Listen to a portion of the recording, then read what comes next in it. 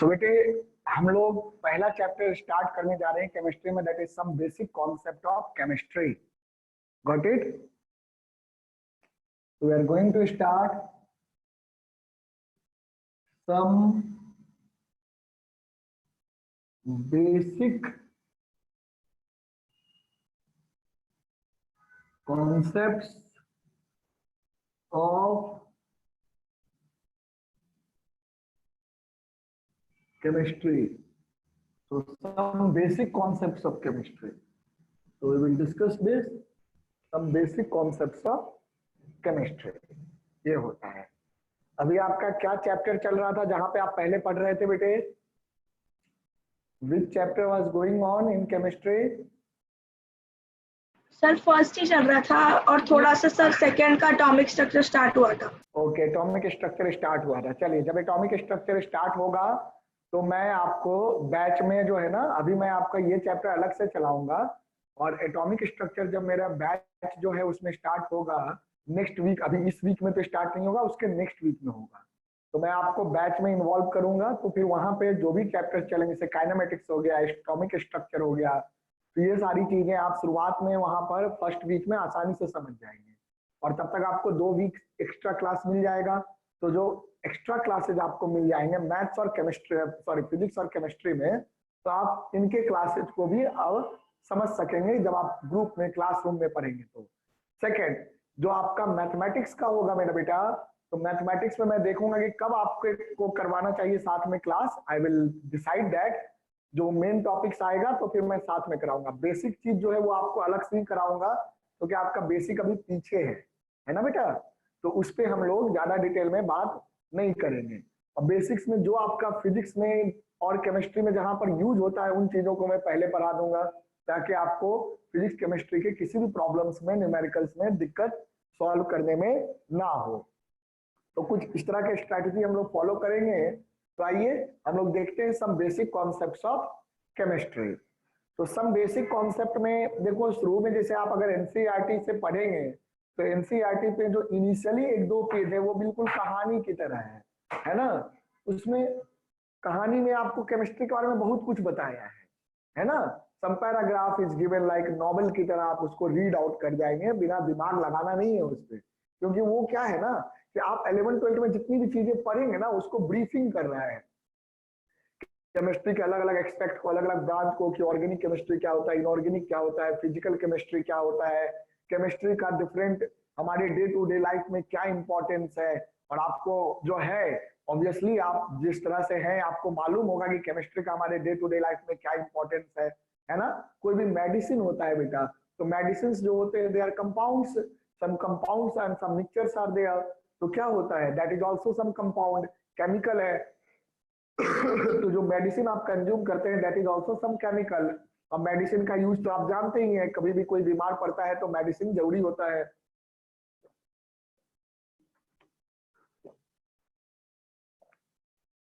तो different types of medicine के बारे में वहां पे चर्चा किया गया है ना.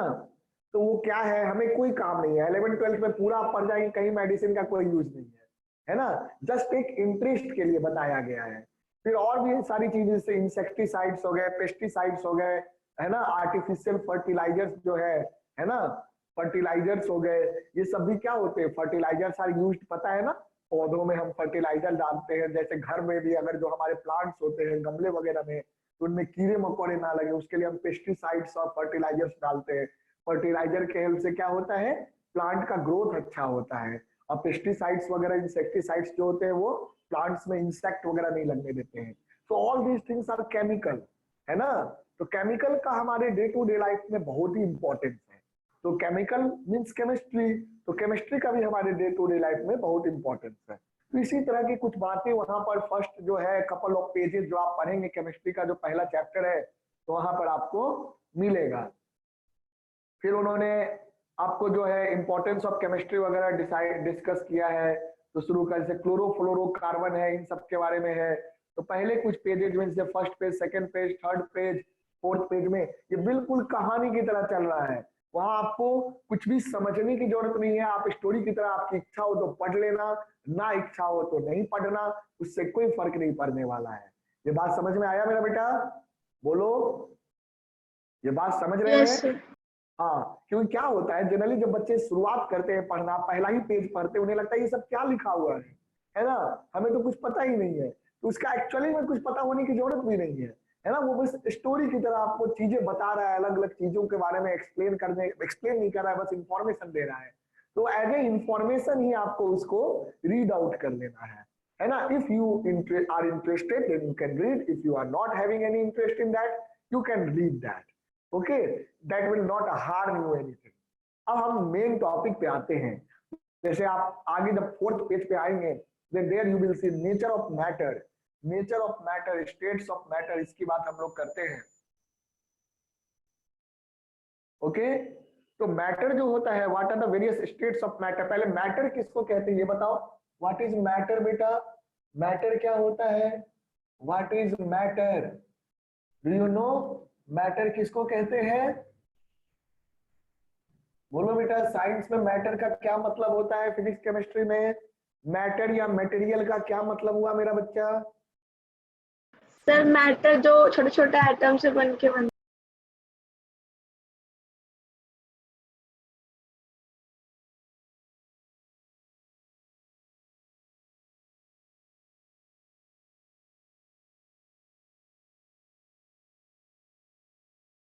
मैटर जो है किसको कहते हैं समझो, कोई भी ऐसा चीज, कोई भी ऑब्जेक्ट है ना, कुछ भी जो कि वॉल्यूम और स्पेस ऑक्युपाई करता हो, जिसके पास मास होता हो and which occupies the volume, it's called matter. जैसे कि अगर मैं ये बात करूं कि दिस वाटर बोतल, you can see this water बोतल, ओके, तो क्या ये वाटर बोतल का कुछ मास है बेटा? क्या इसके पास कोई मास है, कोई वजन होगा इसमें कि नहीं होगा? बोलो, होगा। होगा ना, आप उठाओगे तो हाथ पे कुछ फील तो होगा कि कुछ है इसमें, वजन है इस वाटर बोतल में। और क्या ये स्पेस में वॉल्यूम ऑक्युपाई कर रहा है? Yes sir. कर रहा है ना। तो anything that has mass and can occupies volume is called matter. कोई भी ऐसा चीज जिसके पास मास, जैसे एयर ही है, air also occupies the volume, air has also mass, है ना। आपको लगा अरे भाई यहाँ तो एयर में कोई मास ही नहीं लग रहा है, ये तो बहुत हल्का लग रहा है ना, लेकिन आप पूरा एयर सोचो ना, बहुत सारा एयर। जैसे आपको मैं एग्जांपल देता हूँ, सिलेंडर, सिलेंडर जो आपके घर में आता है, लिक्विफाइड पेट्रोलियम गैस, तो वहां पर जो ब्यूटेन होता है, लिक्विफाइड पेट्रोलियम गैस में ब्यूटेन होता है, वो प्रेशर दे करके उसको लिक्विफाई करते हैं। लेकिन अगर वो गैसेस फॉर्म में भी होगा तो आप देखो भरा हुआ सिलेंडर क्या होता है, ज्यादा हेवी होता है, खाली सिलेंडर जो होता है वो कम हेवी होता है। तो जैसे जैसे आपका गैस खत्म होता जाता है, सिलेंडर का वेट जो है, एलपीजी सिलेंडर का वेट जो है वो घटता जाता है, खाली सिलेंडर का वेट कम होता है, भरे हुए सिलेंडर का वेट ज्यादा होता है। ऑक्सीजन का ही गैस का जो सिलेंडर है, तो ऑक्सीजन गैस का जो सिलेंडर है, भरे हुए सिलेंडर का वेट ज्यादा होता है और खाली सिलेंडर का जो वेट होता है वो कम होता है। क्यों होता है? क्योंकि खाली हो गया तो क्या हुआ, जो ऑक्सीजन है या जो लिक्विफाइड पेट्रोलियम गैस है वो बाहर निकल गया, वो यूज हो गया या बाहर निकल गया सिलेंडर से। तब सिलेंडर के अंदर में अगर गैस नहीं है तो गैस का जो मास होगा, जो गैस का वजन होगा वो कम हो जाएगा, बस जो सिलेंडर जो होगा, कंटेनर का वजन बचेगा। दैट्स वाई क्या होता है कि जो आपका एम्प्टी सिलेंडर होता है उसका वेट कम होता है, और जो भरा हुआ सिलेंडर होता है जिसमें गैस पूरी तरह से फिल होता है उसका वेट ज्यादा होता है। तो ये बात शो करता है कि नहीं करता है कि गैस के पास भी मास होता है? बोलो बेटा, गैस के पास मास होता है, can you feel it? Okay, so definitely you can feel it, gas also has some mass and obviously gas occupies the volume also, है ना। तो anything that occupies the mass, water है, liquid है बेटा, तो liquid भी है, bucket में पानी रखा हुआ है, तो भरा हुआ बकेट देखो हेवी होता है, यानी कि वाटर के पास मास है। खाली बकेट जो होगा वो आपका लाइट वेट होगा, हल्का होगा, और बकेट में जो वॉल्यूम है उसको पानी ऑक्युपाई कर लेता है। यानी कि वाटर या लिक्विड जो है, कोई भी लिक्विड भी जो है, लिक्विड के पास भी मास होता है और वो वॉल्यूम को ऑक्युपाई करता है। तो चाहे सॉलिड हो या लिक्विड हो या गैस हो, ये तीनों ही आपको मास होता है इनके पास, and they occupies the volume. Is this point clear to you? Is this point clear? Tell me, ये बात क्लियर हुआ बेटा?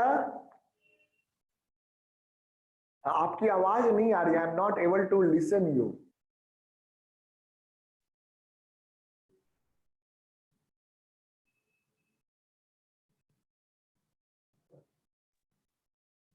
हाँ बच्चे बताओ, am I clear to you? Aditi बेटा आपकी आवाज नहीं आ रही है।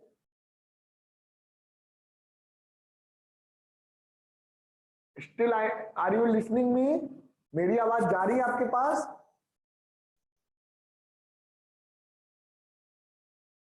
आप एक बार रिकनेक्ट करो तो, you leave the meeting in दिन, ट्राई टू रिकनेक्ट, है ना, हो सकता है कुछ एरर आ गया हो, रिकनेक्ट करो, देखो हो सकता है आवाज फिर आएगी आपकी मेरे पास।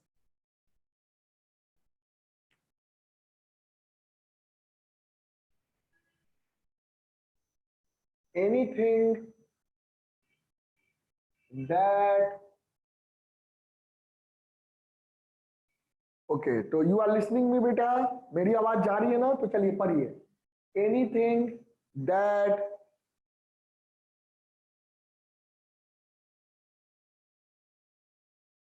occupies volume and has mass is called matter।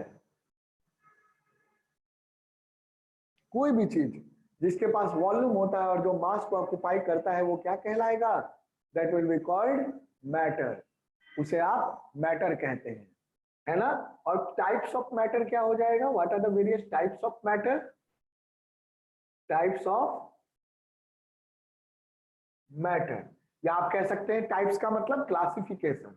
Types का मतलब क्या हो गया? क्लासिफिकेशन, क्लासिफाई करना।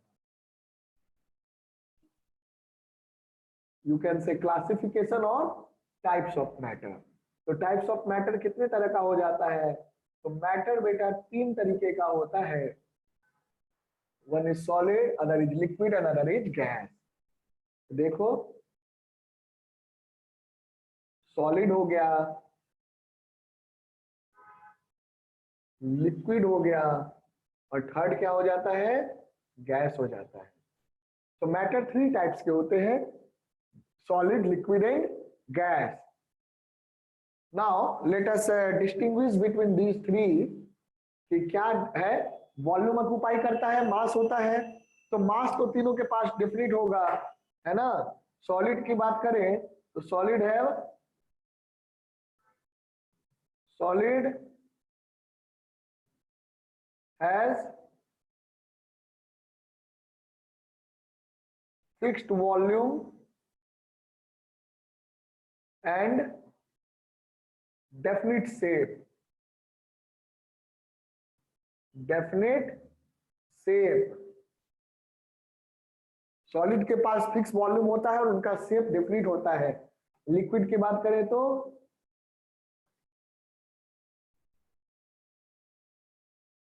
Volume of liquid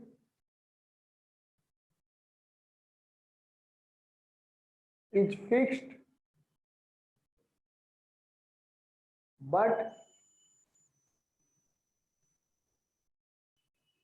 shape is not fixed, है ना। लिक्विड का शेप फिक्स्ड नहीं होता है। लिक्विड क्या करता है? Liquid occupies the shape of the, no no, still I am not able to hear you, I am not able to hear you, are you listening me? मेरी आवाज जा रही है बेटा आपके पास?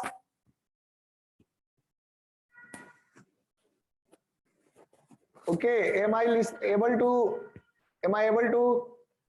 okay, are you able to listen me? Okay, that's good. So देखो आपकी आवाज नहीं आ रही है, I hope that after some time I may be able to listen you. You can just send me message yes or no if you are not able to understand, then I will explain it once again. There may be some connection issue, या फिर आप disconnect करके फिर से reconnect कर सकते हैं, तो होगा, आ सकता है, ठीक है, आपकी आवाज आ सकती है।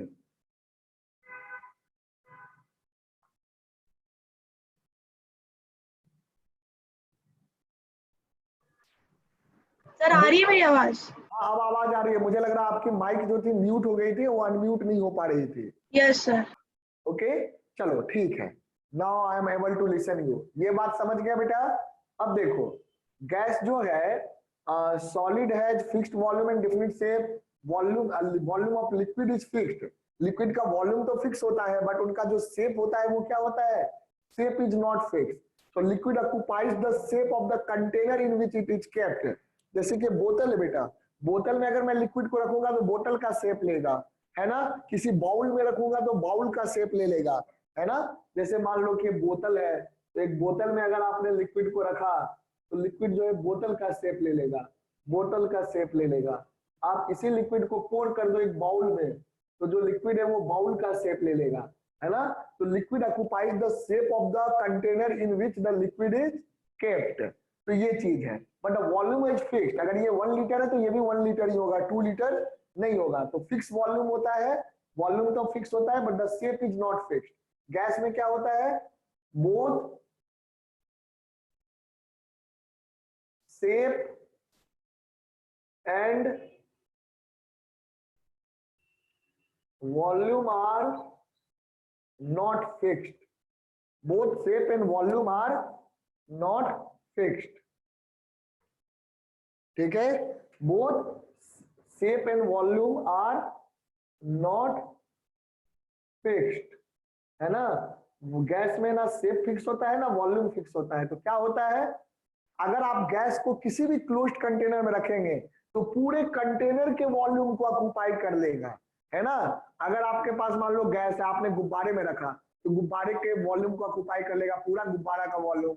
आप अगर उस गुब्बारे को पंक्चर कर दो तो गैस अगर आपको आ गया मान लो किसी रूम में, तो पूरे रूम के वॉल्यूम को ऑक्युपाई कर लेगा, है ना।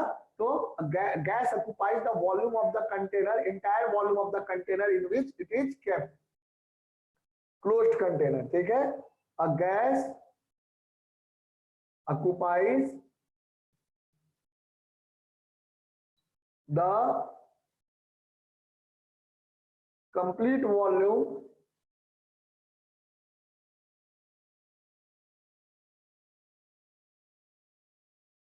of a closed container. Okay, तो gas occupies the complete volume of a closed container. जिस कंटेनर में आप रखेंगे वो उसके पूरे वॉल्यूम को ऑक्युपाई कर लेता है। तो चलो, ये जो क्लासिफिकेशन है मैटर का, इसको नोट कर लो। ये बात समझ गए बेटे, क्लियर है आपको ये बात, बताइए। चलो वेरी गुड, तो चलो इसको नोट कर लो, फिर आगे बताता हूं मैं, है ना। कर लिया। कर लिया, बहुत अच्छा है। चलो फिर आगे बताता हूं मैं, देखो ध्यान देना।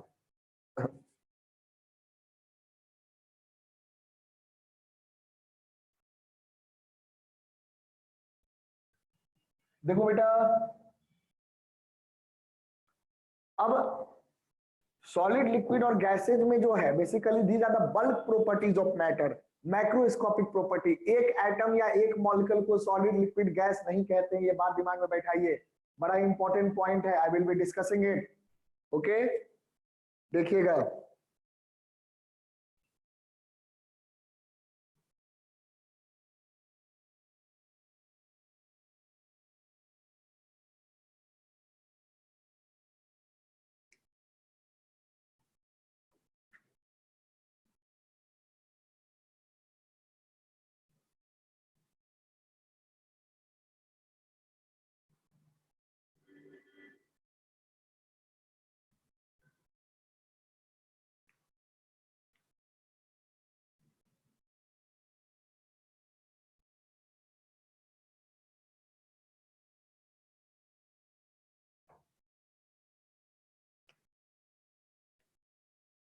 तो नोट में लिख लेना इस बात को, solid liquid and gaseous states of matter are its bulk properties। Bulk, bulk का मतलब समझते हैं ना, बल्क मतलब जो काफी ज्यादा अमाउंट में होगा, है ना।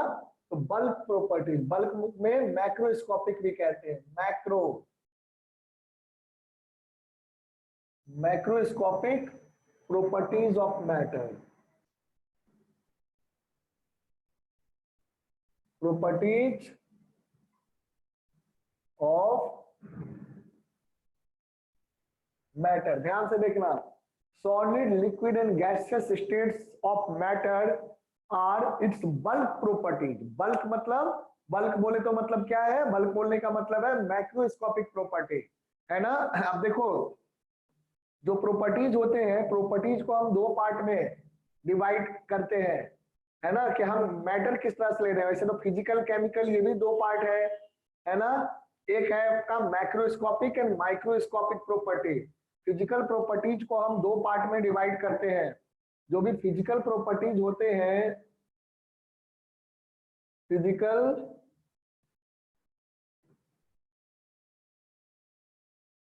Properties of matter. तो बेटा जो भी फिजिकल प्रॉपर्टीज ऑफ मैटर होता है ना, वो दो तरीके से हम ले सकते हैं, एक तो मैक्रोस्कोपिक और दूसरा माइक्रोस्कोपिक। ध्यान से सुनना, दोनों में क्या डिफरेंस है। One is macroscopic properties and other is called microscopic properties। Microscopic properties। Now we will understand what is the difference between macroscopic properties and microscopic properties। इसमें क्या डिफरेंस होता है, कुछ आपको आइडिया है, कुछ बताना चाहेंगे बेटे? Can you guess something?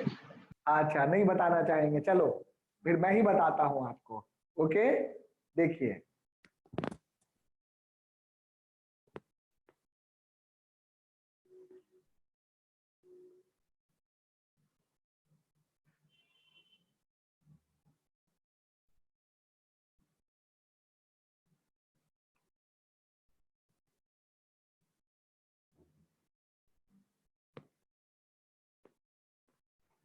देखो मैक्रो का मतलब मैंने क्या बताया, मैक्रो का मतलब बल्क। बल्क का मतलब समझते हैं, when you will search this word, ये दोनों वर्ड आप डिक्शनरी में या गूगल में सर्च करिएगा, बल्क, है ना, बल्क प्रॉपर्टी एंड मैक्रोस्कोपिक।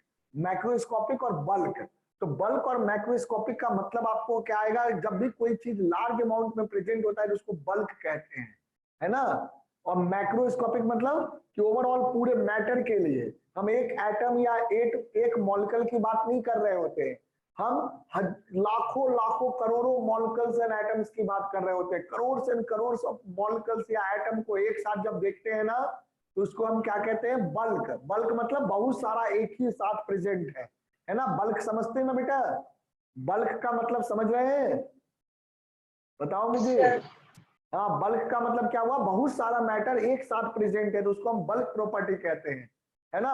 तो एज अ होल, जैसे कि मान लीजिए कि अगर मान लो कि कोई भी चीज है, जैसे ये वुड है, तो ये वुड है, तो वुड का जो आपका जो है, जैसे ये वुड है, तो ये जो वुड है पूरा का पूरा ओवरऑल वुड का जो मैटर है उसकी प्रॉपर्टी की बात करेंगे तो मैक्रोस्कोपिक या बल्क प्रॉपर्टी होगा। लेकिन वुड जिस चीज से बना है, मान लो कार्बन ऑर्गेनिक कंपाउंड का बना हुआ, कार्बन कंपाउंड का बना हुआ है, तो जो कार्बन हो गया या जो भी चीज हो गया, इसमें हाइड्रोजन या कार्बन है, हम उसके अगर एटॉमिक या मॉलिक्यूलर लेवल पे बात करेंगे, तो जो प्रॉपर्टी एटॉमिक या मॉलिक्यूलर लेवल पे होता है उसे हम क्या कहते हैं, माइक्रोस्कोपिक प्रॉपर्टी कहते हैं। माइक्रो मतलब बहुत छोटे लेवल पे, और मैक्रो मतलब बड़े लेवल पे, है ना बेटा। तो मैक्रोस्कोपिक प्रॉपर्टीज क्या हो गए, the bulk properties of matter, that is such properties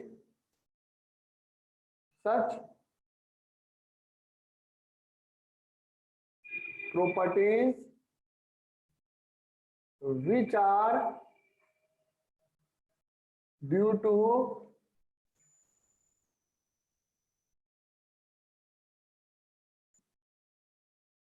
presence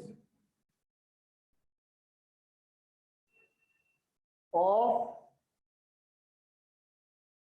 matter in large amount,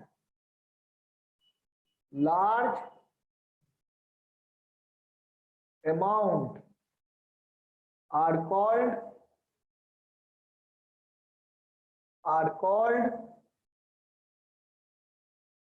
macroscopic properties. ऐसे प्रॉपर्टीज को क्या कहते हैं? मैक्रोस्कोपिक प्रॉपर्टीज कहते हैं। और माइक्रोस्कोपिक क्या हो जाएगा मेरा बच्चा?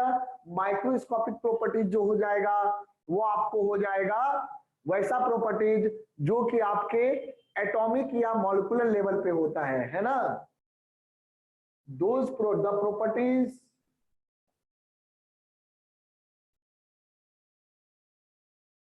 ऑफ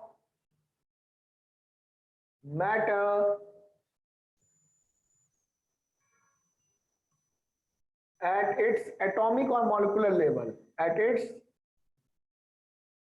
atomic एलिमेंट है तो एटॉमिक कहेंगे, एलिमेंट के लिए एटम लेंगे, कंपाउंड के लिए मॉलिक्यूलर, है ना, एटॉमिक और मॉलिक्यूलर लेवल,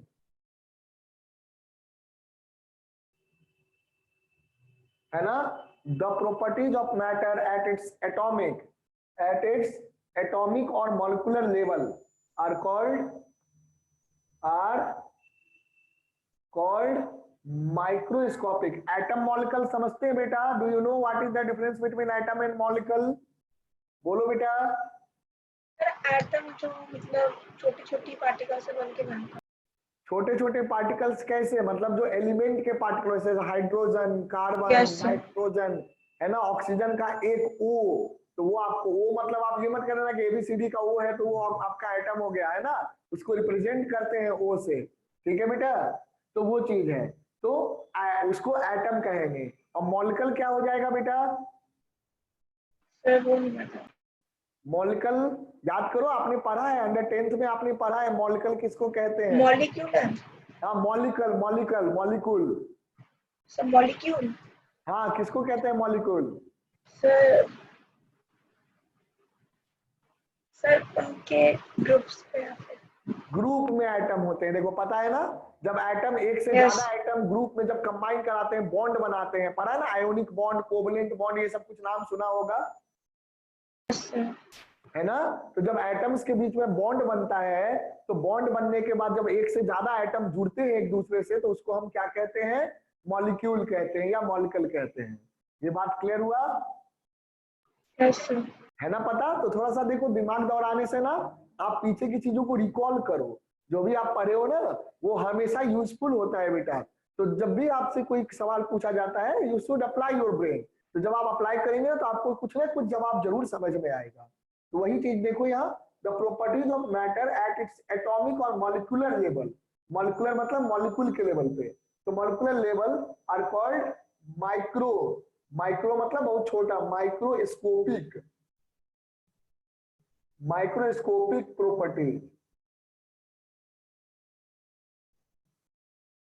ओके, तो उनको क्या कहते हैं? Microscopic property. जैसे मैक्रोस्कोपिक प्रॉपर्टी का कुछ एग्जांपल देख लो, जैसे मास हो गया, मास हो गया, वॉल्यूम हो गया, प्रेशर हो गया, प्रेशर हो गया, टेम्परेचर हो गया, ठीक है, मास हो गया, वॉल्यूम हो गया, प्रेशर हो गया, टेम्परेचर हो गया, एक्सेट्रा, बहुत कुछ होता है, आगे पढ़ते जाएंगे, है ना। माइक्रोस्कोपिक पे जैसे है ना, कुछ भी मेल्टिंग पॉइंट, बॉइलिंग पॉइंट, ये सब आपने सुना होगा। मेल्टिंग पॉइंट समझते हैं बेटा क्या होता है? मेल्टिंग पॉइंट, मेल्टिंग पॉइंट सुना है? सुना है पर अभी याद नहीं आ रहा सर। बेटा इजी सा है, आइस आपने देखा है? आइस तो देखा होगा। आइस जिस टेम्परेचर पे जैसे मेल्ट कर जाता है उसको मेल्टिंग पॉइंट ऑफ आइस कहेंगे। कोई भी मैटर जिस पॉइंट पे मेल्ट, मेल्ट मतलब सॉलिड से लिक्विड में आ जाएगा, उसको क्या कहेंगे? Melting point. Boiling, boiling word सुने? बॉइल किसको कहते हैं? Yes sir. बॉइल किसको कहते हैं? जैसे पानी को अगर हम गर्म करें उसमें बुलबुला उठने लगे तो उसको क्या कहते हैं? बॉइलिंग कहते हैं ना। Yes sir. तो बुलबुला कितने पे उठेगा? क्या फ्रिज में रखे हुए पानी में बुलबुला उठता है? सर गैस पे। गैस पे रखने से सीधे बुलबुला उठ जाएगा? अगर गैस पे हमने रखा और तुरंत बुलबुला हो जाता है? नहीं सर, मतलब कब? हाँ बताओ कब होता है बुलबुला? सर जब काफी काफी गर्म हो जाता है। Yes sir. है ना। तो कितने टेम्परेचर पे? 100 डिग्री, 100 डिग्री पे बॉयल होता है वाटर। हर एक मटेरियल का बॉइलिंग पॉइंट अलग अलग हो सकता है, हर एक Yes, sir. मटेरियल का जो है मेल्टिंग पॉइंट या फ्रीजिंग पॉइंट अलग अलग हो सकता है ना, वो चीज है। तो जैसे अगर हम वाटर की बात करें तो बॉयल होता है 100 डिग्री पे आपका बॉयल होता है वाटर, तो melting point, boiling point, all these are your boiling point, है ना। ये सब कैसे प्रॉपर्टी है, एक्सेट्रा। आप कभी एक एटम को बॉयल करते हैं, ऐसा करते हैं कि एक एटम को उठाया गैस पे चढ़ा दिया, बोलो। No, sir. हमेशा पानी लेते हैं तो पानी कुछ एक कंटेनर में लेते हैं ना, तो उसमें बहुत सारे एटम्स मॉलिक्यूल्स होंगे, एक Yes, sir. H2O, वाटर का क्या होता है H2O होता है, तो एक H2O तो नहीं लेते हैं, बहुत सारे H2O उसमें होते हैं, तो यानी कि बहुत सारे H2O जो होते हैं उनको आप बॉयल करते हैं, है ना। तो मैटर का बल्क प्रॉपर्टी हो गया ना melting point, boiling point. Ice से बनता है तो एक H2O आइस नहीं कहलाता है, बहुत सारे H2O होते हैं, पूरा वाटर एक कंटेनर में लेते हैं, उसको आप जमाते हैं तो आइस बनता है। तो यानी कि जब आइस मेल्ट करेगा या बॉयल करेगा आपका वाटर, तो melting point, boiling point, this will be the macroscopic property, this will be the macroscopic property. और माइक्रोस्कोपिक प्रॉपर्टी में कौन कौन से आ जाएंगे, क्या आप सोच के बता सकते हैं? Can you give me the name of any microscopic property of matter? Come on tell me बेटा, सोचो, आप जरूर जानते होंगे, ट्राई करो। Can you give me the name of any microscopic property of matter? तो सर एग्जाम्पल तो बता दिया। मैक्रोस्कोपिक में ये है ना, मैक्रोस्कोपिक का तो ये हो गया मास, वॉल्यूम। मास आपका माइक्रो में भी चला जाएगा, है ना। तो जनरली अगर हम इसको हटाए तो वॉल्यूम भी माइक्रो में भी हो सकता है। Pressure, temperature, melting point, boiling point, these are microscopic, macroscopic property.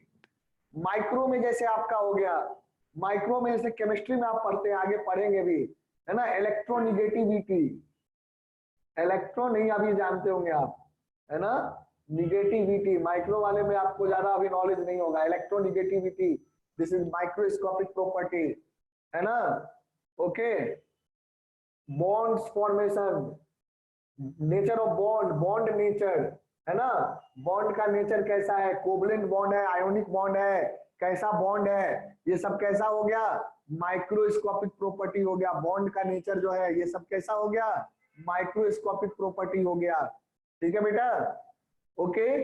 फिर आपका जो है एटॉमिक नंबर है, मास नंबर है, ये सब क्या हो गया, atomic number, atomic number, mass number, ये सब कैसे हो जाएंगे, लिख लीजिएगा, नीचे लिखिएगा, आप यहाँ पे मत लिखिएगा, इसके नीचे लिखिएगा एग्जाम्पल करके, मास नंबर। तो ये सब एग्जाम्पल हो गए आपके, किसके एग्जाम्पल हो गए, ये सारे एग्जाम्पल आप नीचे लिखना, मेरे पास जगह नहीं है ना नीचे, इसलिए मैंने ऊपर लिख दिया है। यहाँ भी जो भी एग्जाम्पल मैंने दिया इसके नीचे लिखना, ठीक है बेटा। चलो नोट कर लो इसको अच्छे से। तो दीज कर आर, लिया।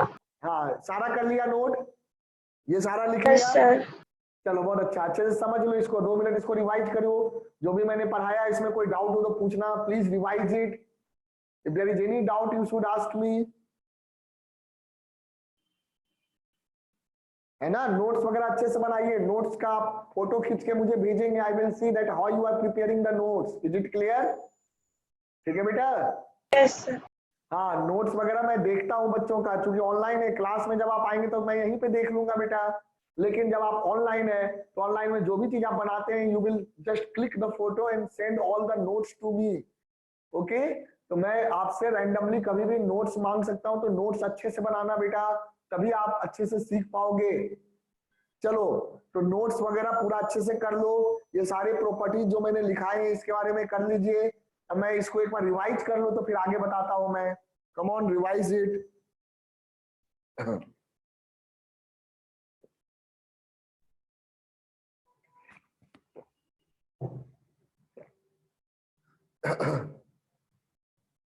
कोई डाउट है बेटे, बताओ, यहां तक में कोई डाउट नहीं, सब क्लियर है?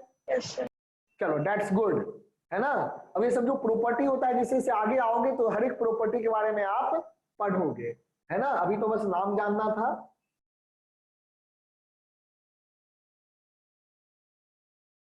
जैसे मास है, मास आपका मैक्रो माइक्रो दोनों में आ जाएगा, छोटे पार्टिकल का भी मास होता है, एटम का भी मास होता है ना। तो mass can be considered in both macro as well as micro.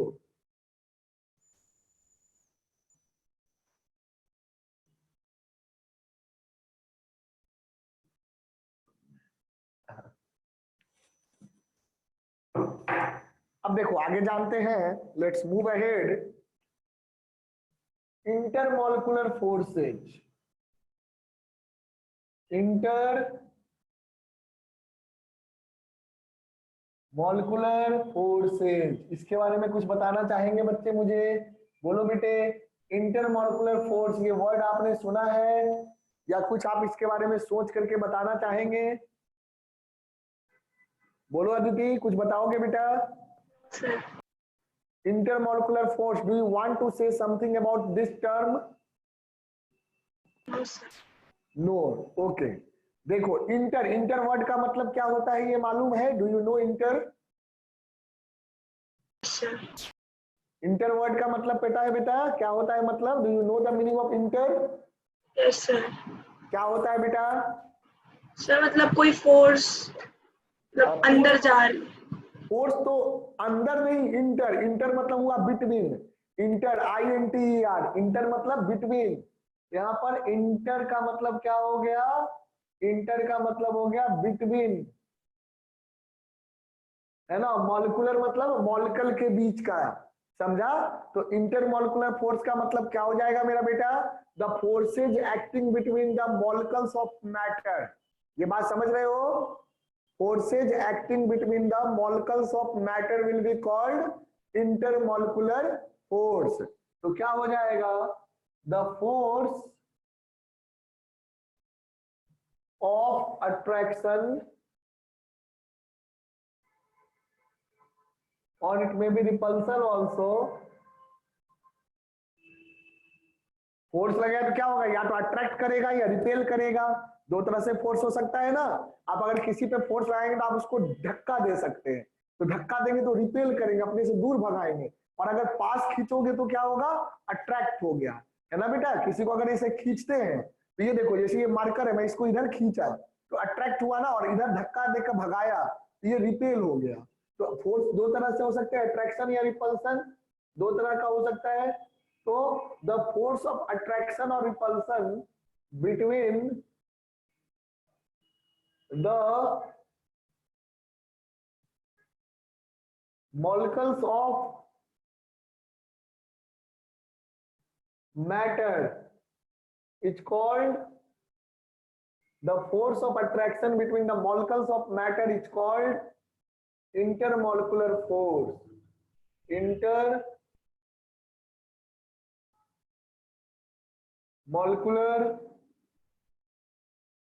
force। ये बात समझ में आया? Is this point clear to you? The force of attraction between the molecules of matter is called intermolecular force। समझा बेटा? बताओ।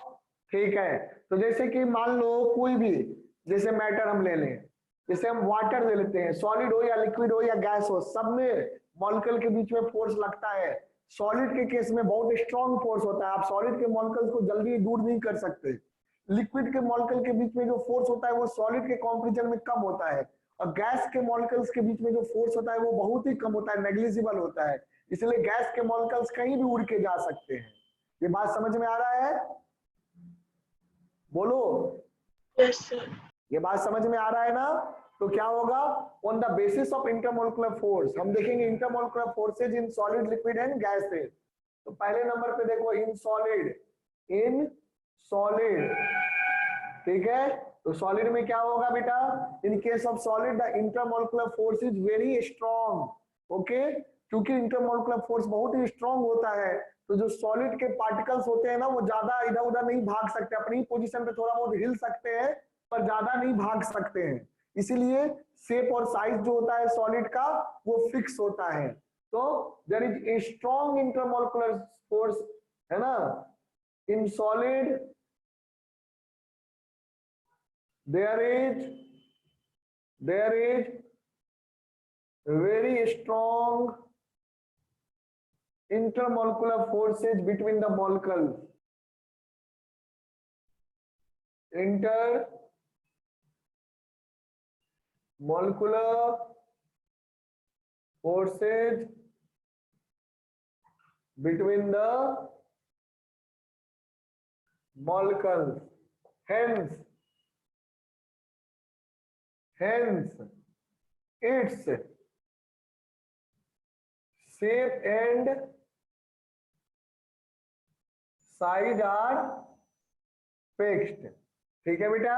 Solid में देखो कोई भी मैटर हो, एटम या मॉलिक्यूल का बना होता है, कुछ भी, हम हो, आप हो, पेन हो, कॉपी हो, टेबल हो, चेयर हो, है ना, कोई भी चीज हो बेटा, अर्थ हो, सन हो, हर चीज मॉलिक्यूल्स का ही तो बना हुआ है, एटम और मॉलिक्यूल्स का बना हुआ है, ये बात आपको मालूम है? Do you no this point? Everything is made of atoms and molecules.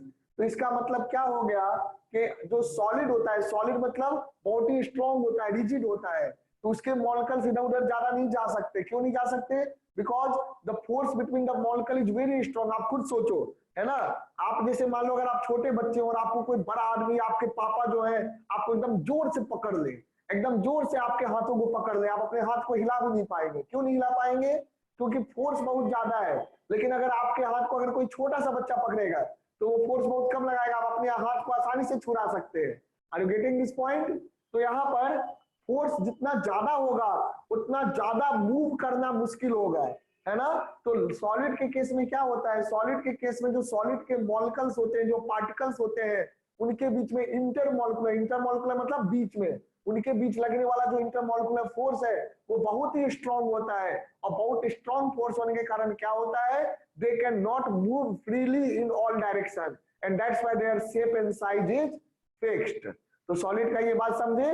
तो सॉलिड के केस में क्या हो गया, shape and size is fixed, fix volume occupy करता है, शेप फिक्स होता है, and strong intermolecular force exist between the molecules of solid. ये बात समझ में आ रहा है? Strong intermolecular force exist between the molecules of solid. That's nice. So you are able to understand this, very good. Second number देखो मेरा बेटा, लिक्विड की बात करते हैं। In liquid, in case of liquid what will happen, liquid में जो intermolecular force होगा वो भी स्ट्रॉन्ग होता है, बट सॉलिड के कंपैरिजन में कम स्ट्रॉन्ग होता है। Okay, so intermolecular force is less than solid but it's very strong compared to gases। Gas के कंपैरिजन में काफी ज्यादा होता है। तो इंटरमोलिकुलर फोर्स इतना तो होता है कि थोड़ा बहुत हिल जाए, है ना, पार्टिकल्स हिल जाएंगे एक दूसरे से, थोड़ा इधर उधर हो सकते हैं। इसीलिए लिक्विड, अब देखो लिक्विड क्या होता है, हिलता है ना। लिक्विड ऐसे गिलास में पानी लो तो वो हिलेगा, लेकिन आप आइस लो तो आइस ऐसे आपका उलट पुलट नहीं होगा, है ना, वो चीज है। आइस छलकता नहीं है, लेकिन गिलास में पानी ले लो तो वो ऊपर नीचे होगा अगर आप दौड़ोगे तो। समझ रहे हो? तो इस बात को, तो लिक्विड में मेरा बेटा क्या होता है कि the intermolecular force, the inter मतलब बीच में, मॉलिक्यूल्स के बीच में, inter molecular force is less than solid but it is quite stronger, quite मतलब या much stronger कह दो, much stronger। लिक्विड के केस में जो फोर्स होता है that is much stronger than the intermolecular force in gas।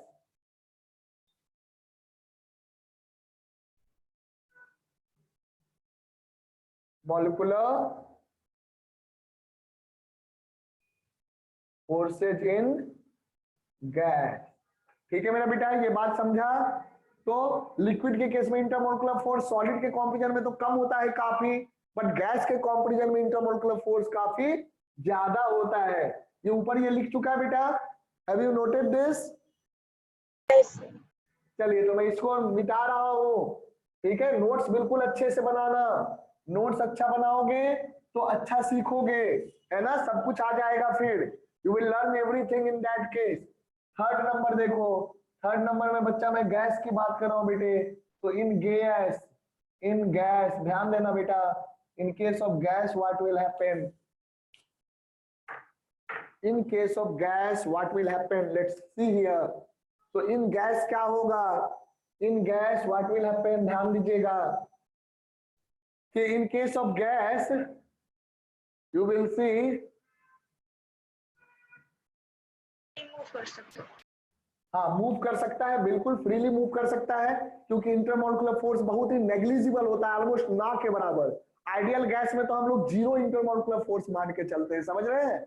Ideal gas जिसको कहते हैं ना, उसमें हम ऑलमोस्ट जीरो इंटरमोलिकुलर फोर्स मानते हैं कि मॉलिक्यूल के बीच में फोर्स ही नहीं लगता गैस के केस में, एकदम नेग्लिजिबल फोर्स, तो ना के बराबर। तो क्या होगा, the intermolecular force, inter molecular force between the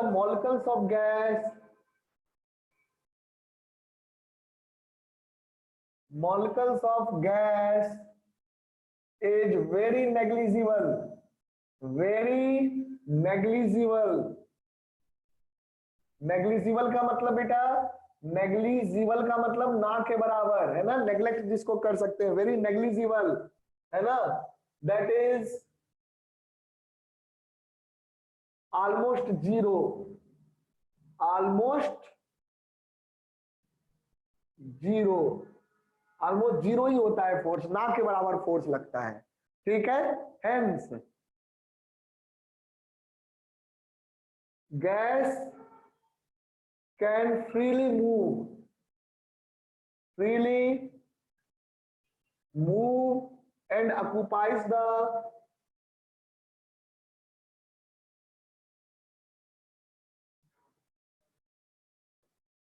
entire means complete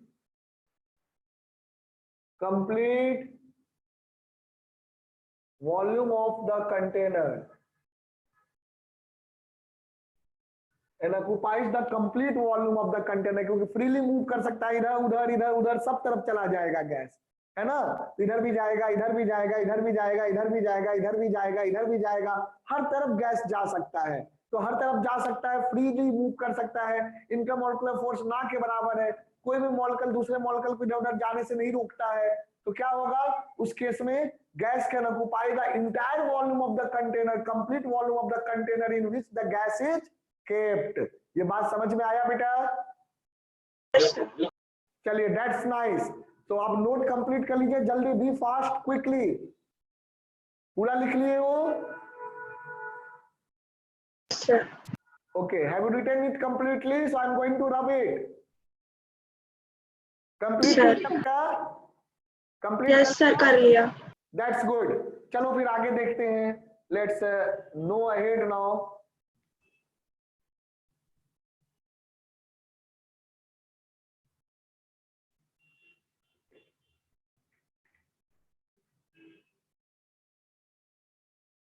बहुत अच्छा, आप अच्छे से सीख रहे हैं, है ना, ये सारी बातें क्लियर हो रही है बेटा?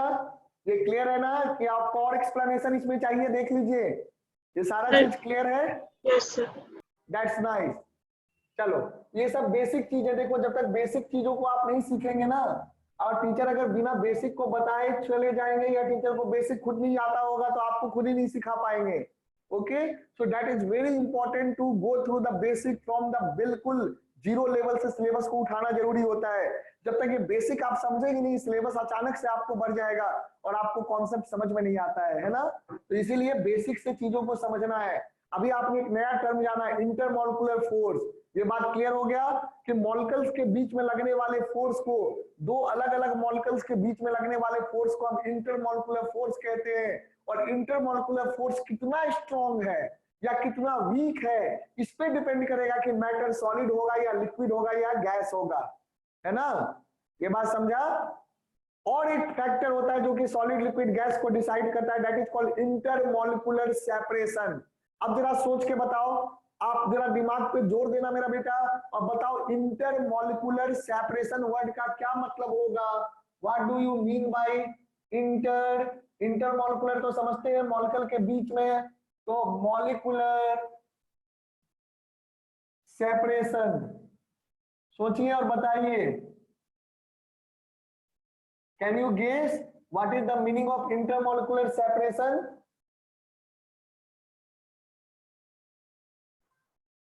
बोलो बेटे, सर सोचो, डोंट हेजिटेट, गलत सही का चिंता आप मत करिए, वो मेरी चिंता है। आप अगर गलत बोलेंगे तो मैं सिखाऊंगा, और सही बोलेंगे तो मैं अप्रिशिएट करूंगा, गलत बोलेंगे तो इसमें कोई बुराई नहीं है ना। नहीं आता है तभी तो पढ़ रहे हैं ना। ओके, अगर सब कुछ आता तो पढ़ने की कोई जरूरत ही नहीं थी टीचर से, है ना बेटे।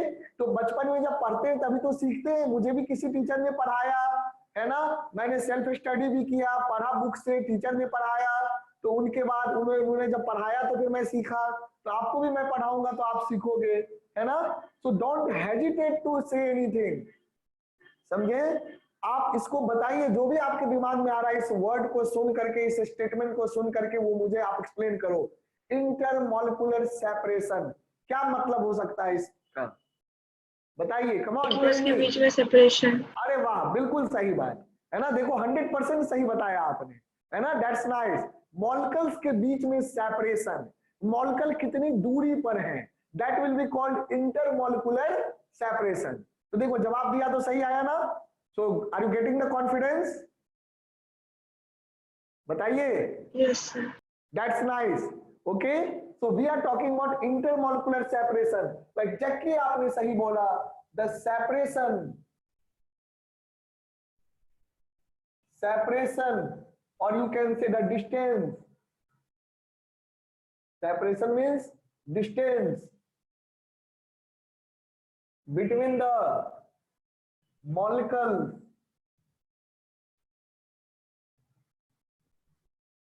of the matter. It's called, है ना, distance between the molecules of matter is called intermolecular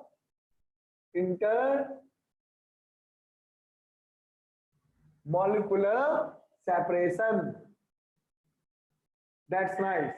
देखो आपको पता है ना, अगर आप लॉजिकली सोचेंगे, when you will apply the brain, definitely in most of the cases you will get the correct answer. In some cases your answer may not be correct or it may be wrong, so in that case you don't have to get demoralized. Okay, परेशान बिल्कुल नहीं होना है। अगर answer गलत रहेगा then I will teach you and you will learn it. अगर answer गलत है तो मैं समझाऊंगा, आप सीखोगे। आंसर सही है तो इट्स वेरी गुड, वेल, है ना, इट्स गुड एंड वेल। तो चलिए इसको नोट कर लो, इंटरमॉलिक्यूलर सेपरेशन। द सेपरेशन, और separation means separation means distance between the molecules of the matter is called intermolecular separation. चलो बेटा इसको नोट कर लो।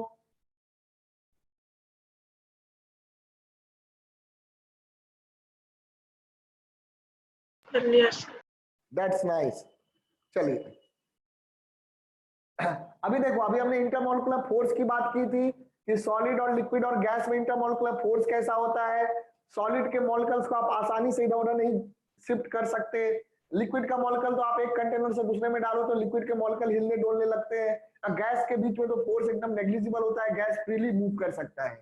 ये तीनों चीज हमने पढ़ा। अब हम सेपरेशन की बात करेंगे कि what is the intermolecular separation. Solid के बीच में इंटरमॉलिक्यूलर सेपरेशन बहुत कम होता है, मॉलिक्यूल्स बिल्कुल क्लोज होते हैं, है ना। सॉलिड के केस में मॉलिक्यूल्स बहुत क्लोज होते हैं, they are very close, they are very close to each other, and that's why intermolecular force is very large, है ना। मॉलिक्यूल्स बहुत पास पास होते हैं सॉलिड के केस में। लिक्विड में मॉलिक्यूल जो होंगे वो सॉलिड के कंपैरिजन में दूर होंगे पर बहुत ज्यादा दूर नहीं होंगे, और गैस के कंपैरिजन में काफी दूर होते हैं, इतने दूर होते हैं कि एक दूसरे पे फोर्स ही नहीं लगा पाते, है ना, या नेग्लिजिबल फोर्स लगाते हैं, almost negligible, very negligible force, पता भी ना चले वैसा फोर्स समझ लो। मतलब आप समझ लो एक हाथी, हाथी को आप फूकोगे तो कितना फोर्स फील होगा। अगर हाथी पे मैंने फूक मारा तो हाथी को कोई फोर्स फील होगा, नहीं फील होगा। तो समझ लो वैसे ही फोर्स लगाते हैं। मॉलिक्यूल के बीच में लगने वाला मॉलिक्यूल अगर हाथी है तो आपके फूक के बराबर फोर्स लगाते हैं, कितना कम हो गया फोर्स, समझ रहे हो ना, बिल्कुल कम फोर्स होता है। तो देखो इन सॉलिड, फिर से मैं दिखा रहा हूं आपको यहाँ पर, इन सॉलिड क्या हो जाएगा, इन सॉलिड। तो मेरा बेटा सॉलिड के केस में इंटरमॉलिक्यूलर सेपरेशन क्या होगा, बहुत कम होगा, molecules are very close to each other, है ना। In case of solid, in case of solid, the intermolecular separation separation is very small and molecules are very close to each other. Molecules are very close to each other. ये बात समझ गया? अब देखो Munna, liquid में क्या होता है मेरा बेटा? In case of liquid, in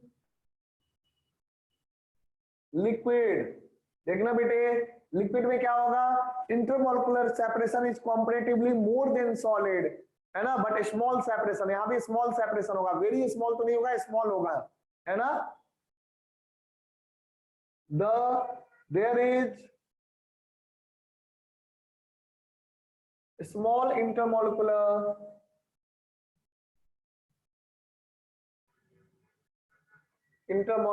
separation in case of liquid,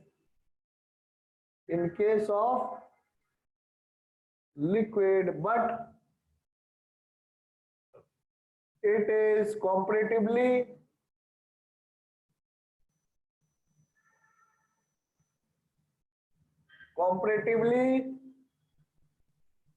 larger than in solids. जो सॉलिड्स में इंटरमोलिकुलर सेपरेशन होंगे उनके कंपैरिजन में लार्जर होता है. अब थर्ड नंबर पे देखो, थर्ड नंबर में आ जाएगा गैसेज, तो very large intermolecular separation, almost negligible force is applied, है ना. तो द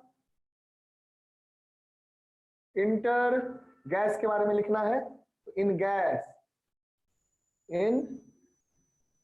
गैस तो क्या हो जाएगा? The intermolecular separation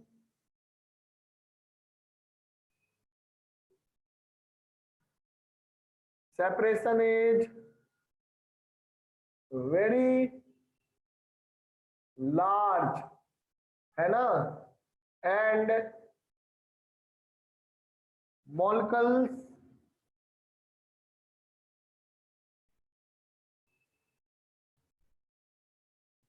of gases rarely collides. ऐसा नहीं कोलाइड नहीं करते, पर रेयरली कभी कभी कोलाइड करते हैं. collides among them,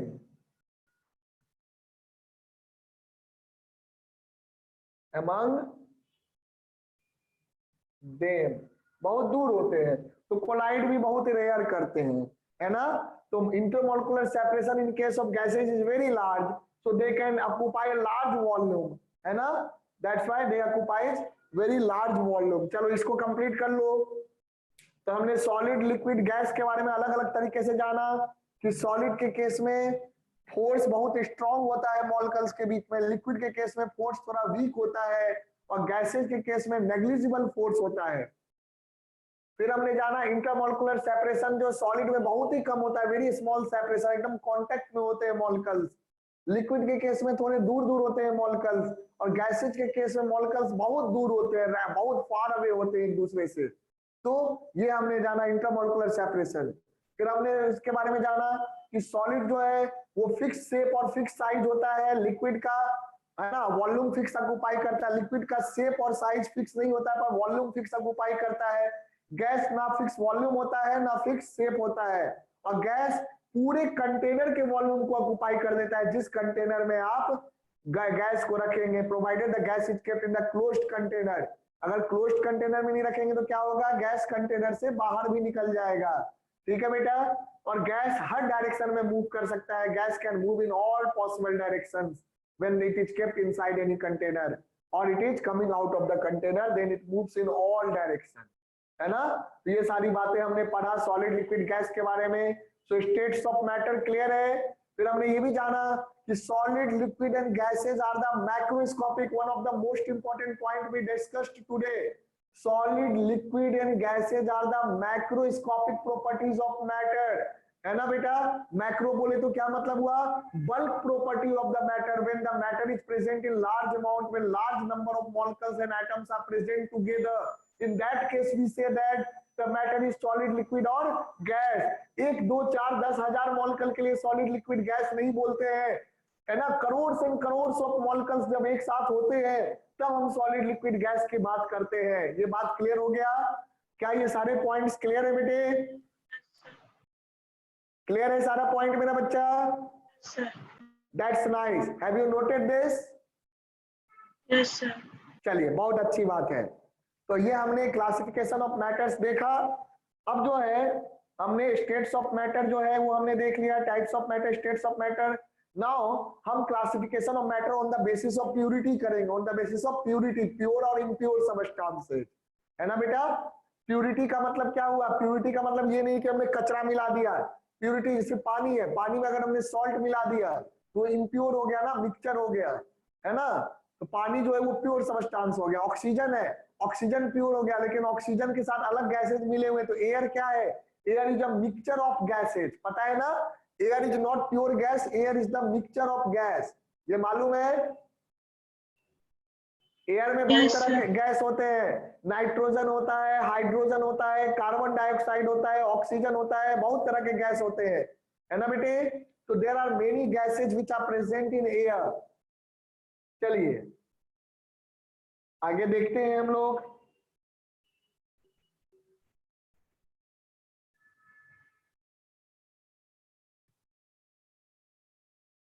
So we discussed about the states of matter. There are 3 states of matter, solid, liquid and gas. 3 state of matter हमने देखा। अब हम लोग देखेंगे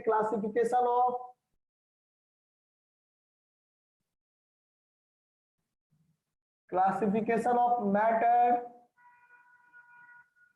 on the basis of purity, on the basis of purity, कि pure है कि नहीं है। तो what type of classification is there? On the basis of purity हम मैटर को कैसे क्लासिफाई कर सकते हैं, ध्यान देना। On the basis of purity we can classify the matter into 2 different parts, है ना। एक तो हो गया प्योर सबस्टेंसेज, प्योर सबस्टेंसेज, और दूसरा क्या हो गया? Mixtures, mixers, pure substances and mixtures. अब देखना बेटा, we are talking about pure substance, तो what do we mean by pure substances, pure substance and mixers. तो प्योर सबस्टेंस में मेरे बच्चे 2 तरह का हो जाता है, element and compound, element and compound. अब यहां से केमिकल चीज शुरू हो गया, एलिमेंट कंपाउंड आ गया ना, एलिमेंट एंड कंपाउंड्स। एलिमेंट्स क्या होते हैं, कंपाउंड्स क्या होते हैं, अभी हम लोग जानेंगे। और दूसरा हो गया मिक्सचर। मिक्सचर में आपका 2 तरह का हो जाता है मेरा बच्चा। एक तो हो जाता है होमोजीनस मिक्सचर, जो बिल्कुल बराबर तरीके से मिक्स हो,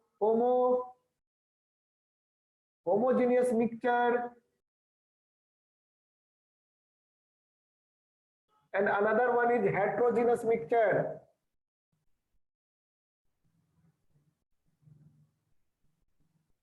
Heterogeneous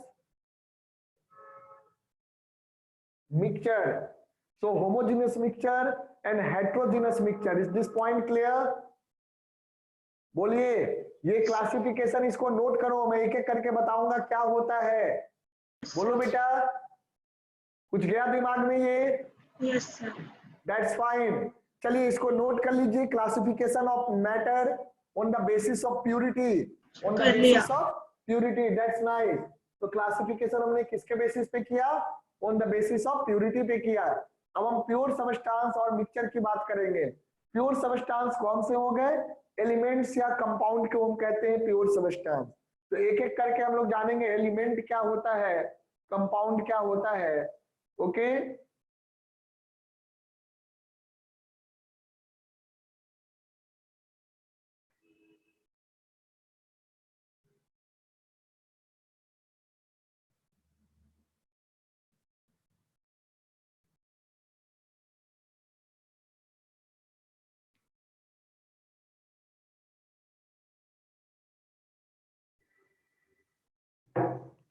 चलो देखो, एलिमेंट्स, तो we will know what do we mean by elements. आप बताना चाहेंगे मेरा बेटा क्या होता है element? Come on tell me, do you want to say something about element? जो भी आपके मन में आता है वो आप बोलो, है ना? ये मत सोचो कि कितना सही है कितना गलत है। Please tell me what do you mean by element. So elements, हाँ बोलिए।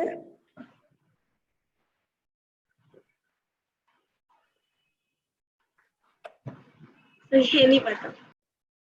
हाँ देखो मैं बताता हूं, कोई बात नहीं, आज के बाद याद रहेगा ना? यस। चलो दैट्स नाइस, है ना? आना या ना आना बड़ी बात नहीं है, पढ़ने के बाद उसको याद रखना है। एलिमेंट क्या होता है? देखो, ऐसे सबस्टांस जो कि सिंगल टाइप ऑफ एटम के ही बने हो उनको हम एलिमेंट्स कहते हैं, है ना? जो सिंगल टाइप ऑफ एटम के बने हो उनको हम एलिमेंट कहते हैं। तो those pure substances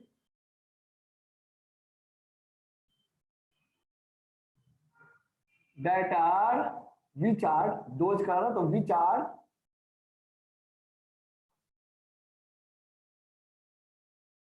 made of single type of atom, single type of atom, single type of atom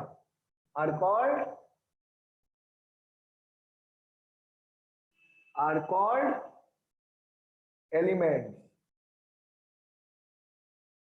है ना? आप एलिमेंट्स का एग्जांपल देखो मेरा बेटा, है ना? एलिमेंट का एग्जांपल गोल्ड, गोल्ड हो गया, गोल्ड का सिंबल क्या होता है? AU, है ना? याद रखिएगा, gold, AU is the symbol of gold. Copper, CU use होता है।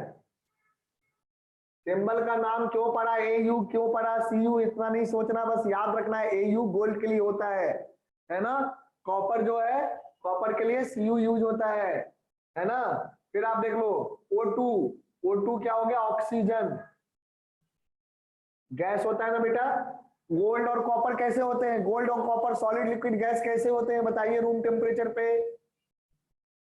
गोल्ड कैसा होता है? सॉलिड होता है, लिक्विड होता है या गैस होता है रूम टेम्परेचर पे? सॉलिड होता है ना? गोल्ड के ज्वेलरी बनते हैं, लिक्विड होता तो हम पहनते कैसे? हाथ में पहनते और पता चलता वो बह जाता, है ना? सॉलिड होता है। तो गोल्ड हो गया, कॉपर हो गया, दे आर सॉलिड। ऑक्सीजन कैसा होता है रूम टेम्परेचर पे बेटा? गैसियस होता है। ऑक्सीजन हो गया, हाइड्रोजन हो गया, H2, ये सब गैस है ना? और देखो प्योर सबस्टांस है और क्या है? एक ही एलिमेंट का बना है, गोल्ड का बना है, कॉपर का बना है, ये सिर्फ ऑक्सीजन का बना है, ये हाइड्रोजन का बना है ना? इस तरह से क्लोरीन, Cl2, क्लोरीन भी गैस है, okay? Cl chlorine gas, chlorine भी गैस है, CHLORINE।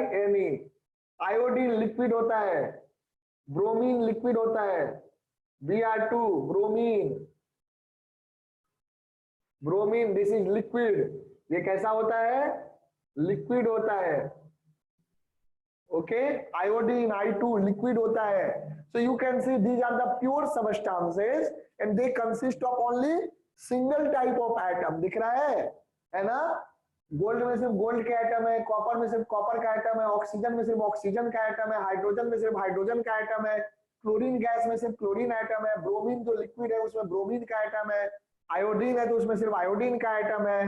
दिख रहा है बेटा? आयरन है, आयरन, आयरन में सिर्फ आयरन का एटम है, Fe होता है आयरन का सिंबल, आयरन, तो आयरन में सिर्फ आयरन का एटम है। तो ये सब कैसे हो गए?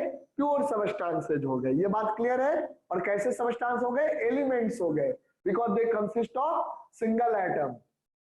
अब कंपाउंड क्या हो जाता है? What do you mean bye compound? Compounds, ध्यान से सुनना, जब आपके एक से ज्यादा एलिमेंट, दो डिफरेंट, दो से एक से ज्यादा मतलब दो या दो से ज्यादा एलिमेंट, डिफरेंट एलिमेंट होने चाहिए। अब यहां देखो, यहां भी बॉन्ड बना है, ऑक्सीजन और ऑक्सीजन के बीच में डबल बॉन्ड होता है, ऐसा कुछ आपको आइडिया है? डबल बॉन्ड सिंगल बॉन्ड पढ़ा होगा अंडर 10, याद है बेटा कुछ? Yes. तो ऑक्सीजन में डबल बॉन्ड होता है ना, तो ऑक्सीजन ऑक्सीजन से जुड़ा हुआ है बॉन्ड के थ्रू, है ना, कोवलेंट बॉन्ड, आयोनिक बॉन्ड या कोवलेंट बॉन्ड है, तो ये ऑक्सीजन ऑक्सीजन जुड़ा है, ये भी आपका मॉलिक्यूल है। ऑक्सीजन का ये मॉलिक्यूल हुआ, ये भी मॉलिक्यूल है, क्योंकि एक से ज्यादा एटम है तो मॉलिक्यूल होता है, लेकिन ये एलिमेंट है। क्यों है एलिमेंट? एलिमेंट क्यों है मेरा बच्चा? क्योंकि एक ही तरह का एटम है, दो डिफरेंट एटम अगर होगा तो कंपाउंड बन जाएगा। जैसे H2O, H2O वाटर का H2O होता है, पता है ना, वाटर का फॉर्मूला H2O होता है, Yes, मालूम है? तो वाटर में देख लो हाइड्रोजन और ऑक्सीजन दोनों हो गए, तो एलिमेंट हुआ या कंपाउंड हुआ? सर क्या? वाटर जो है वो एलिमेंट है या कंपाउंड है? एलिमेंट। बेटा एलिमेंट कैसे हो जाएगा? एलिमेंट में अभी क्या पढ़ाया? एलिमेंट में सिंगल टाइप ऑफ एटम होता है ना मेरा बच्चा। Sir compound. बेटा देखो वाटर में दो एटम है, एक हाइड्रोजन और एक ऑक्सीजन है, अलग अलग एटम है, कैसे एलिमेंट हो जाएगा? याद रखना है डेफिनेशन, ठीक है बेटा, क्लियर है? Yes, sir. That's good. हाँ चलिए, सो कंपाउंड की बात कर रहे हैं, we are talking about compound. तो those these are also pure substances, element भी प्योर है, तो those pure substances, those pure substances, those pure substances which are those pure substances which are made of those pure substances which are made of two or more different types of atom,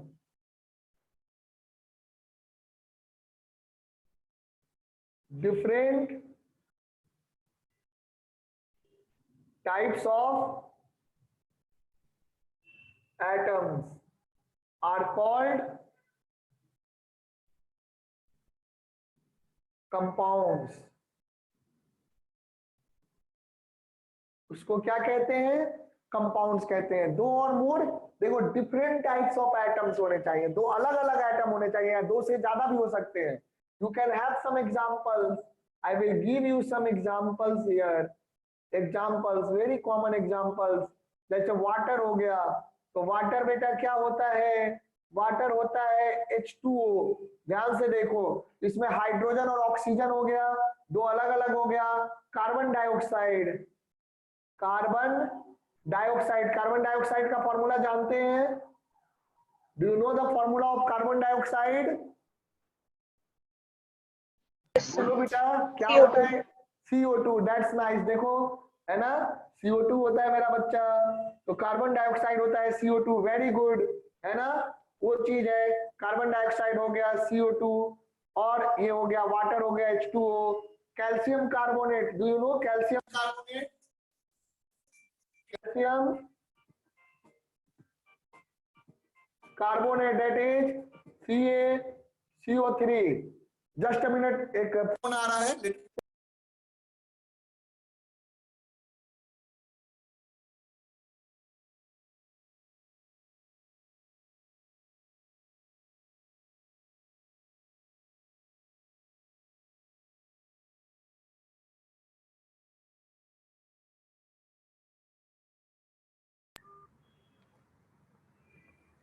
okay बेटे देखो इसको ध्यान दो, calcium carbonate, calcium carbonate चूना जो होता है CaCO3, पता है ना? कैल्शियम कार्बोनेट सुना है? Yes, sir. तो दैट इज CaCO3। देखो इसमें कौन कौन है? कैल्शियम है, Ca means calcium, Ca means calcium, and C carbon और ऑक्सीजन। तो तीन एलिमेंट हो गया ना, तीन एटम, अलग अलग तरह का एटम हो गया, कैल्शियम भी हो गया, कार्बन भी हो गया, तीन ऑक्सीजन का एटम हो गए, एक कैल्शियम का एटम Ca, एक कार्बन का एटम C, और तीन ऑक्सीजन का एटम O3, वो मिलाकर के क्या बन गए?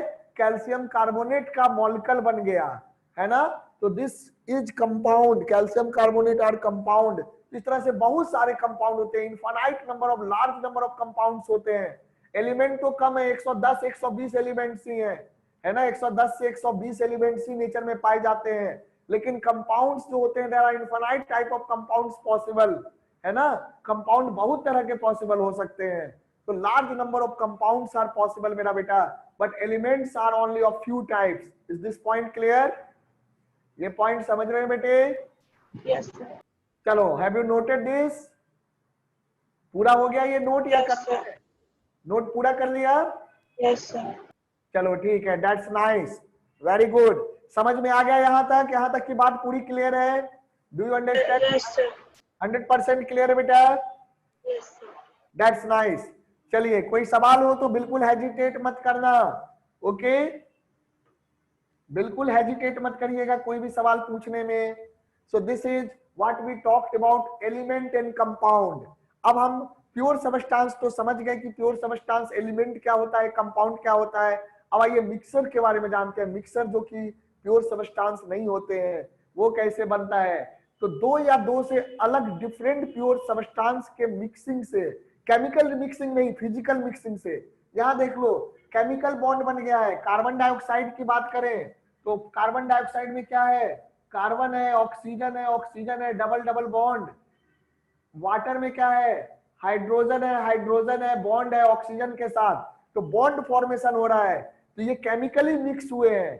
सो क्या होता है कि those pure substances which are made of two or more different types of atoms are called compounds.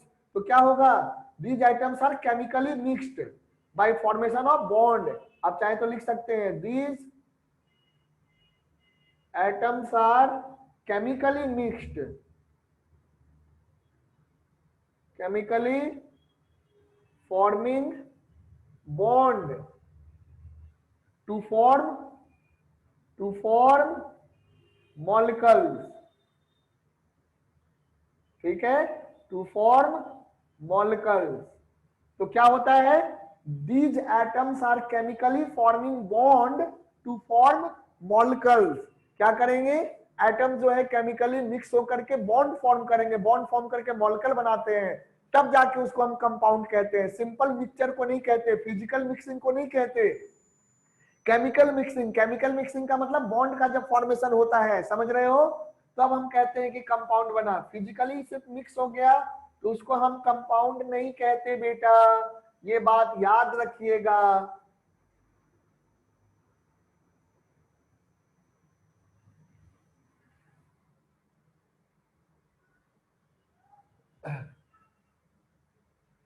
So now we are talking about mixtures. What do we mean by mixtures? We will talk about mixtures.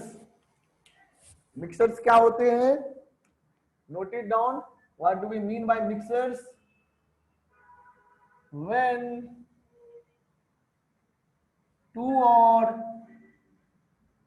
more different pure substances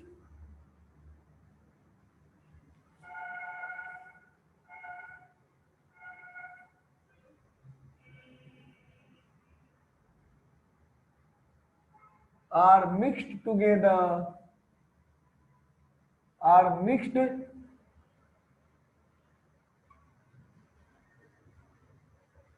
when two or more different pure substances are mixed together physically, not chemically, है ना? Not chemically, यानी कि उनके बीच में bond का formation नहीं हो रहा, फिजिकली मिक्सिंग कर रहे हैं, physically not chemically. Then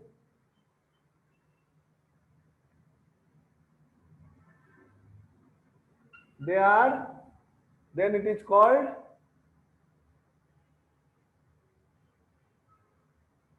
a mixer। It is called a mixer। इसको क्या कहेंगे? मिक्सर कहेंगे। जैसे एग्जांपल देख लो, example all alloys, all alloys. Alloys समझते हैं ना? एलॉय क्या होता है? दो या दो से अधिक मेटल को मिक्स करके हम एलॉय बनाते हैं, है ना? जैसे आपका ब्रास हो गया, है ना? तो ब्रास इज एन एलॉय, समझ रहे हैं? तो वो एलॉय हो गया आपका। तो एलॉयज हो गए आपको, वो मिक्सचर हो गए, ठीक है? Alloys are mixtures. रॉक्स, है ना? स्टोन्स या रॉक्स जो होते हैं, रॉक्स आर आल्सो मिक्सचर्स, है ना? Solution of salt in water, अगर आप सॉल्ट नमक मिला दे पानी में तो that is also a mixture. समझ रहे हैं? Solution of mud, mud and mud मतलब सॉइल कह लो, सॉइल मिट्टी और water, that is also mixture. Milk is also mixture. Milk भी प्योर सब्सटेंस नहीं होता बेटा, मिक्सचर होता है। एयर, एयर मैंने बताया एयर में बहुत सारे गैसेज होते हैं, हाइड्रोजन होता है, ऑक्सीजन होता है, कार्बन डाइऑक्साइड होता है, ये सब इंडिविजुअली प्योर सब्सटेंस है, लेकिन सब मिल करके क्या बनाते हैं, नाइट्रोजन होता है, सब मिल करके एयर बनाते हैं, है ना। तो air is also mixture of various gases, है ना। ये बात समझ में आ रहा है बेटा? Is this point clear? बोलो अदिति बेटा, क्लियर है? Yes okay, sir. चलो इसको नोट कर लो, इसको नोट कर लो, etcetera. There are many other types of mixture also, you can give many examples of mixtures also, है ना।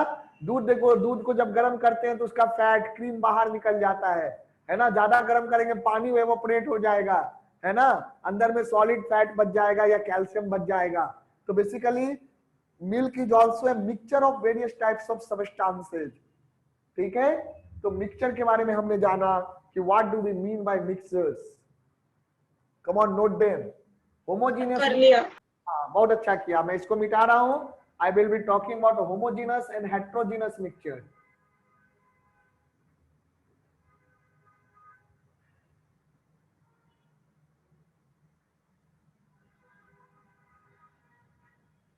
है ना।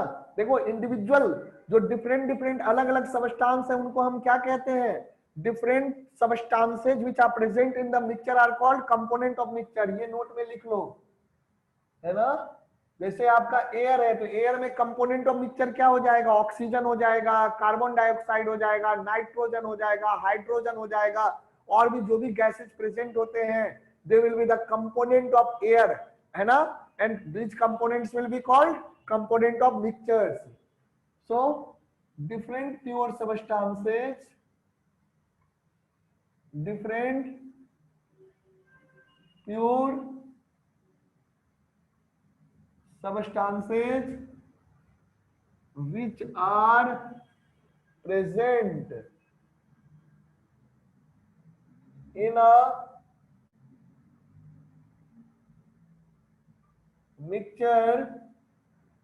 are called its components. Different pure substances which are present in the mixture are called its components. जो different pure substances होंगे जो कि present होते हैं मिक्सचर में, उन्हें हम क्या कहते हैं, different pure substances which are present in a mixture are called its components. उन्हें हम क्या कहेंगे, कंपोनेंट्स कहेंगे। ये बात समझ में आ गया? Components of mixture, components of mixture, है ना बेटा। जैसे आप देखो मैं यहाँ पर हूं तो मेरा सिर मेरे बॉडी का एक कंपोनेंट है, मेरा हाथ मेरे बॉडी का एक कंपोनेंट है, तो अलग अलग पार्ट हुआ ना। उसी तरह मिक्सचर में जो जो सबस्टांस प्रेजेंट होते हैं they are called component of mixtures. अब यहाँ देखिए हम लोग बात कर रहे हैं होमोजीनस मिक्सचर का, होमोजीनियस मिक्सचर, ठीक है बेटा। we will see the example of homogeneous mixture also. तो homogeneous mixture में क्या होता है ध्यान से देखना, what is a homogeneous mixture। तो दोज वैसे मिक्सचर जिसमें कि यूनिफॉर्मली मिक्स हो सबस्टांस, उसको हम क्या कहते हैं, होमोजेनियस मिक्सचर। दोज या ऐसे लिख दो, a mixture in which its various components, in which its various components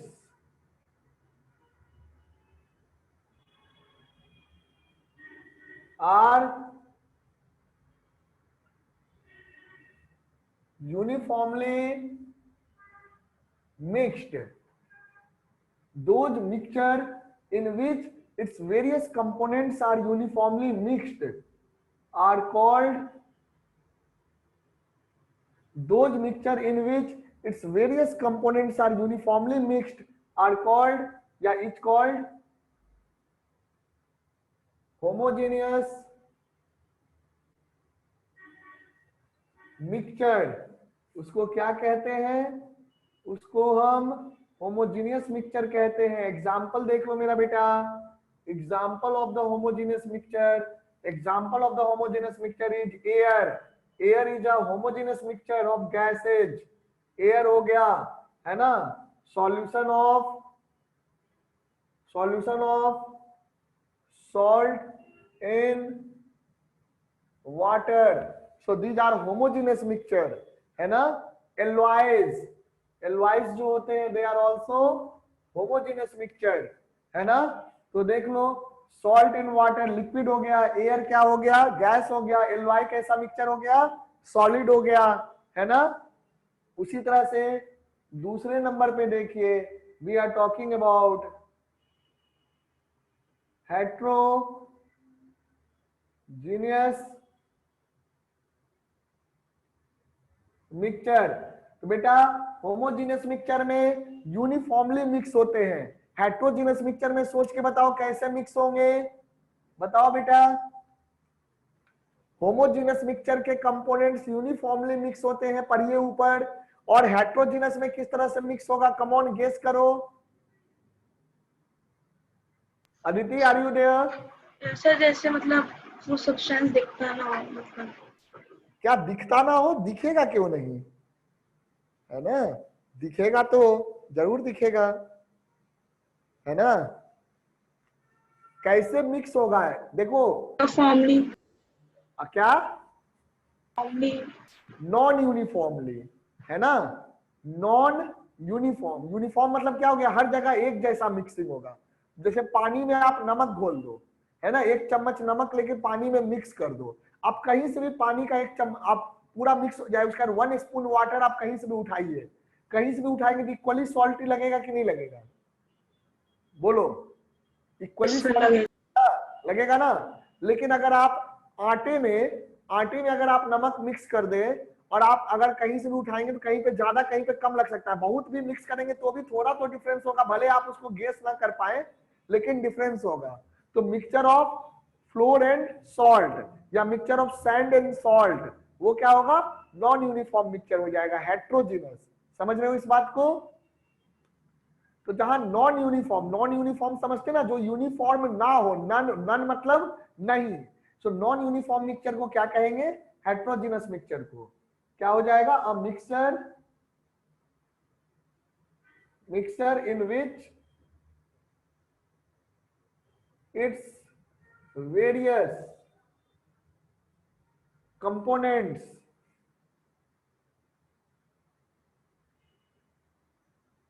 a mixture in which its various components are non-uniformly. Uniform का मतलब होता है एक जैसा. Uniformly mixed, it's called a heterogeneous mixture. Heterogeneous mixture. तो क्या होगा, a mixture in which its components are non uniformly mixed.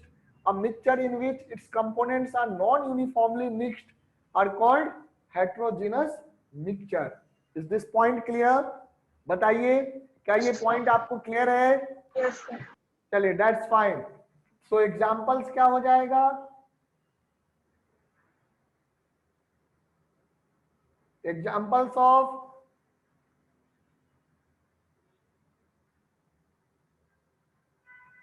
heterogeneous mixture. Simply plus करके भी दिखा सकते हैं. मिल्क जैसे है, देखने में तो लगता है uniform, but milk is not a uniform mixture. Heterogeneous है, होमोजेनस नहीं होता, है ना. सॉल्ट प्लस सैंड, है ना, बालू में मिला दो सॉल्ट को, पूरी तरह से नहीं मिलेगा, है ना, वो चीज है। Salt plus